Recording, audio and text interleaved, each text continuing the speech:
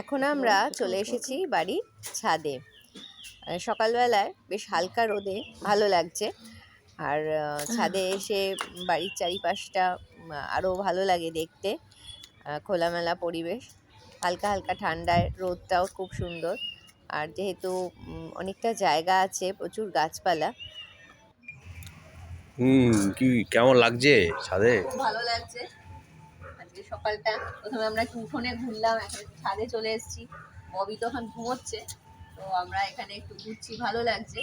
সকালটা অন্যরকম ভাবে, ছাদটা কলকাতার পরিবেশের থেকে একদম আলাদা। হ্যাঁ, আমি চারিদিকটা একটু শহরের দেখিয়ে থেকে দিই। আলাদা, আমরা কোথায় ভালো আছি লাগছে। একটু চারিদিকটা দেখিয়ে হ্যাঁ দিচ্ছি। নিশ্চয়ই, খুব সুন্দর। ওখানে হচ্ছে আমাদের মন্দির, মন্দিরটা, মন্দিরটাকেও হ্যাঁ দেখাও জুম মন্দিরটা আমি করে। দেখাই।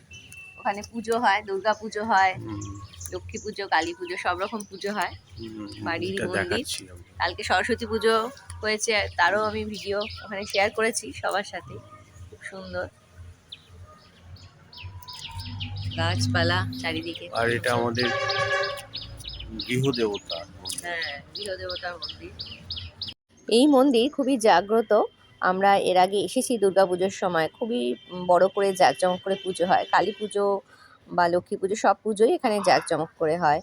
আর এখানকার যে গ্রামের একটা নিস্তব্ধ নীরবতার একটা পরিবেশ, সেটা যেন সত্যি যারা গ্রাম ভালোবাসে তাদের কাছে একটা আলাদাই অনুভূতি সৃষ্টি করে।